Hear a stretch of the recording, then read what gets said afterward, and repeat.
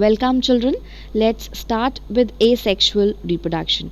Asexual reproduction involves only one individual and the progenies produced are genetically identical to its parent. Genetically identical, or we can also call it as that they are the exact copies of their parents. Exact copies. Now, this asexual reproduction are of four types, and those types are binary fission, budding, fragmentation and sporulation. Children, in this video we are going to study about fragmentation and sporulation in detail.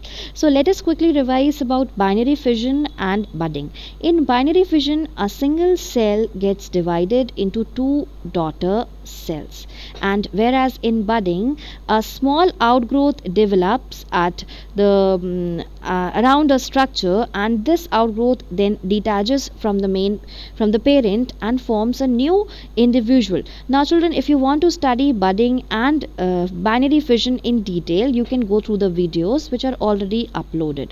Now let's start with fragmentation.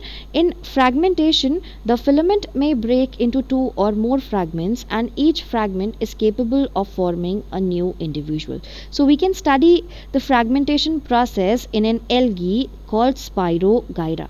Spirogyra has a filament-like structure, a ribbon-like structure like this.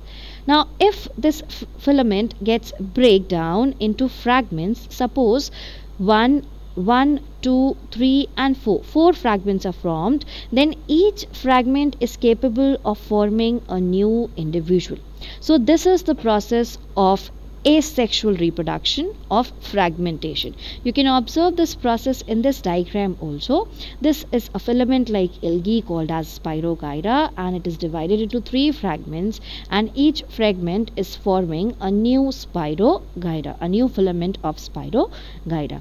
So children, this was about fragmentation. Let's start with the next type of asexual reproduction, that is spore formation. First of all, let us study about spores. Spores are tiny, very small, thick walled. They have a thick covering around them, and these are resistant asexual reproductive bodies. Why? Because these are formed during asexual reproduction.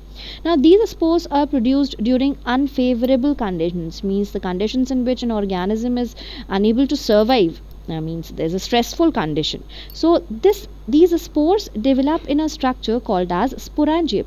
Children, here you are going to study the spore formation in Rhizopus. It is a fungus. So these round structures are called as sporangium, and inside these sporangium, these maroon color spores are formed. So these spores develop in a structure called as sporangium, and as the sporangium or sporangia ruptures. Sporangia is the plural form of sporangium. As the sporangia ruptures, the mature spores are released and they keep floating in the air, and they are carried away by the air. So as they get the suitable conditions, these spores starts developing, and each spore is capable of forming a new individual. So children, this was about sporulation. So in this video you have studied about fragmentation. In fragmentation, a filament gets break down into fragments, and each fragment is capable of forming a new individual. And then you have studied about sporulation. In sporulation, minute or tiny thick walled structure called spores are formed, and as the spores come across the suitable conditions, and they develop and form a new individual. So children, thank you. Please like, share and subscribe.